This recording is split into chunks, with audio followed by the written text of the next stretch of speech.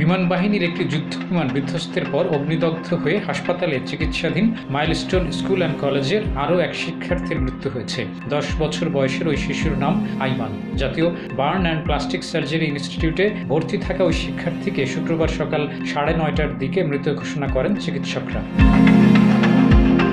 জাতীয় বার্ন ইনস্টিটিউটের আবাসিক সার্জন ডাক্তার শাওন বিন রহমান জানান, শিশুটির শরীরের 45%ই দগ্ধ ছিল। 25 জুলাই শুক্রবার সকাল 10টার দিকে সর্বশেষ জানানো তথ্য অনুযায়ী উত্তরায় বিমান বাহিনীর প্রশিক্ষণ যুদ্ধ বিমান বিধ্বস্তের ঘটনায় মারা গেছে 32 জন। বিভিন্ন হাসপাতালে এখনও চিকিৎসাধীন রয়েছে 51 জন।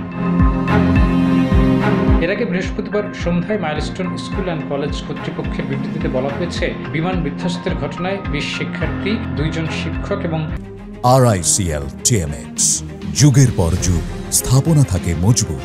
2 জন অভিভাবক নিহত হয়েছেন। 4 দিন মৃত্যুর সঙ্গে লড়ে বৃহস্পতিবার 14 বছরের শিশু মাহতাব রহমান ভূঁইয়া মৃত্যুর কোলে ঢলে পড়েন। ডাক্তার শাওন জানান, মাহতাবের শরীরের 85 পুড়ে গিয়েছিল। শুরু থেকেই মাহতাবের অবস্থা সংকটাপন্ন ছিল। তাকে সারিয়ে তুলতে সব রকমের চেষ্টা চালানো হয়। এর মধ্যে তার শারীরিক অবস্থার আরও অবনতি ঘটে। মাহতাব উত্তরের মাইলস্টোন স্কুল অ্যান্ড কলেজের 7ম শ্রেণীর শিক্ষার্থী ছিল। মাহতাবের পৈতৃক নিবাস কুমিল্লার দেবিদ্বার উপজেলার রাজামেহার ইউনিয়নে। 21 জুলাই সোমবার দুপুরে রাজধানীর উত্তরার মাইলস্টোন স্কুল অ্যান্ড কলেজের একটি ভবনের উপর আছড়ে পড়ে বিমান বাহিনীর একটি প্রশিক্ষণ যুদ্ধ বিমান। ওই বিমানের পাইলট ছিলেন তৌকির ইসলাম। ওই ফ্লাইটই ছিল তৌকিরের প্রথম সলো বা এক ফ্লাইট।